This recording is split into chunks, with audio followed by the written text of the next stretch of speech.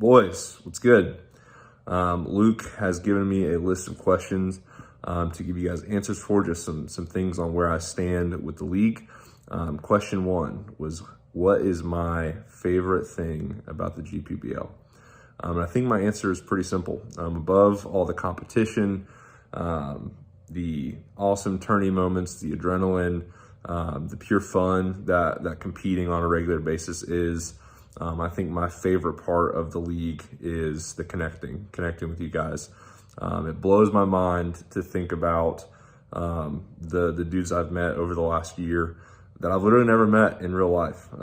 Guys like Chris and Luke and Julian, Grant, Shane, Landon, the list goes on and on and on. But these are guys that I consider friends that I've never met. I met Grant and Luke in person. We got a meal together, but yeah, it's just super cool to see the web of connectivity across the league.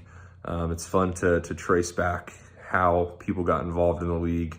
And it all just started with 4 guys in an iMessage chat. And it's been really, really cool to see it grow to the point that it's at now. All right, question 2 was, what do you think the #1 weak point of the GPBL is? I've racked my brain since Luke has sent me these questions about the weak point of the GPBL, and I don't know that I can think of a true one. I think it's pretty incredible what we've built so far, what we get to be a part of. I think the one thing that I guess you consider a cap to the league and the growth of the league, I think is the way that we've gone about expanding.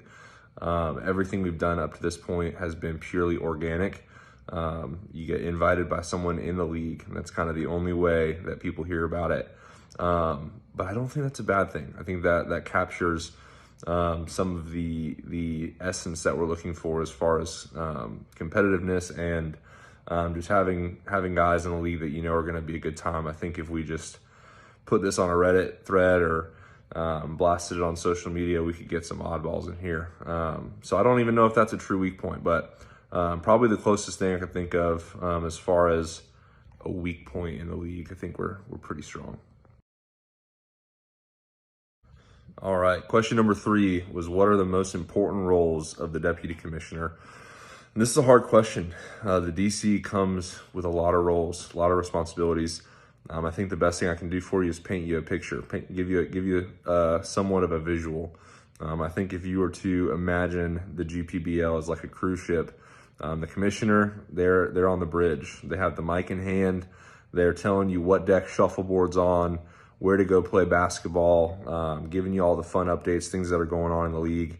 And the DC, they're down in the engine room. They're making sure everything's working properly, that the leaderboards are all connected, that they're plugging in the data right from the score inputs, that all the kind of behind the scenes on the Discord, the website, the Google Sheet, that they're all going well, that they're all going the way they're supposed to be.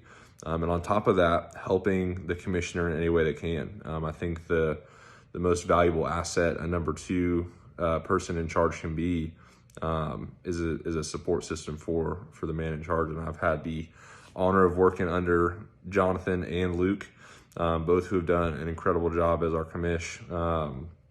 And yeah, hoping to get to do it for Chris. I think that'd be a blast. Number 4, preferred schedule format. I don't know that I have a hard and fast preference. I love all the games all the time. Doesn't really matter how you break them up to me. If we're playing 1 game, 2 games, 3 games, 4 games, 9 games in a month, I'm in. All right, I'm never gonna back down from a challenge. I think there's a lot of value in every single schedule that we've tried. I think single games have a lot of value that is very different than a pairings month or an open season month. I have toyed around and created a few mock schedules that I think would hopefully be widely received by the league, that kind of integrate all 3. But yeah, I think a good mix of every type of month per se would be a lot of fun. I think it would help keep everybody engaged, keep everybody on their toes, and help things stay fresh all the way throughout the year.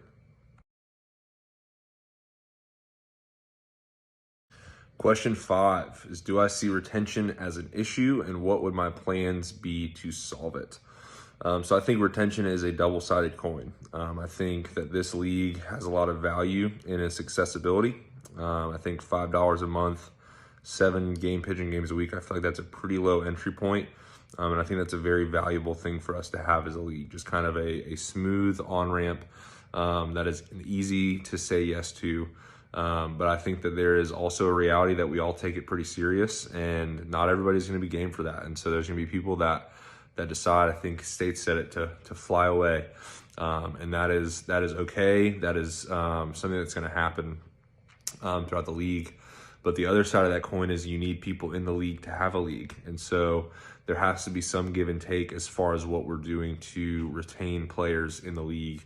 And so I think for me, the best plan I can think of to keep people in the league is to create the league that people want to be a part of. And so I think that starts first and foremost with finding out what people want the league to be. I know we hear a lot of back and forth about darts and single games and this and that and the other, crazy eights, team months, all these different ideas. But I think it all comes down to what do you guys want this league to be?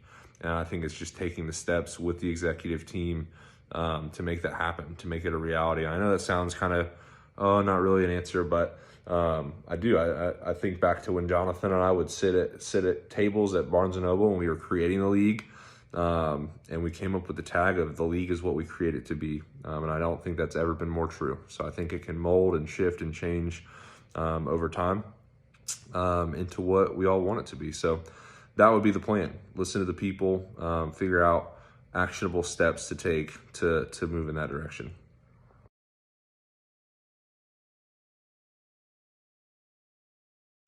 Question number 6 was, after 13 months of being the DC, is there anything that I would want to change with potentially only entering another 6-month term that might end at the end of that? And I think the answer to that is simply it's yes. I think it's something that we've already started to do, but I think sustainability is the number one thing that I think about as far as my role specifically as one of the guys that helped create the league and run it for the last year, is I don't want it to die at my hand, so if there ever comes a time in my life where I need to step away from the executive team or from the league in general, I don't really foresee a lot of circumstances that would cause that to happen. I don't want to be the lid on the league, and so I think creating systems that are replicatable, that are scalable, that anyone can jump into and help with. Marshall Wicker has already helped us improve our score inputting in a massive way with our new schedules. I know you guys don't see a lot of the back end stuff with that, but you're getting a new cool front interface with your schedule. But doing things like that to just kind of make the on-ramp to being on the executive team a little bit easier.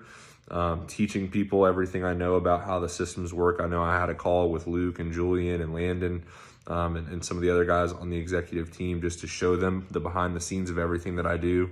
But I think doing stuff like that more so that people can see how to do things so that the league can continue beyond me. I think that would be my ultimate goal.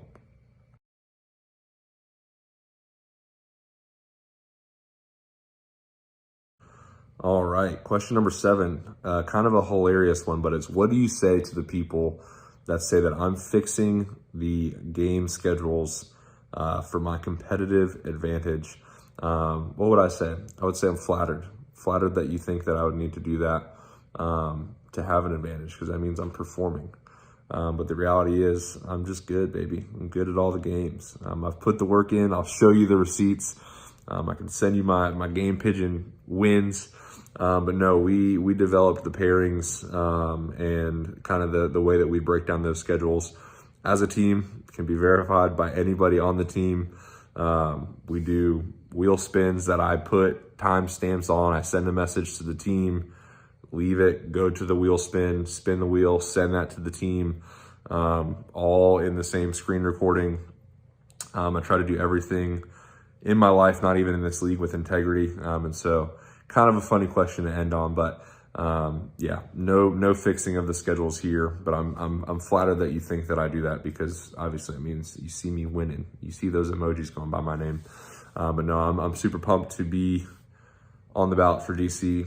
If you guys have any other questions, let me know. You all have my number. I have all of your numbers, because I save contacts, because I love you boys. DC out.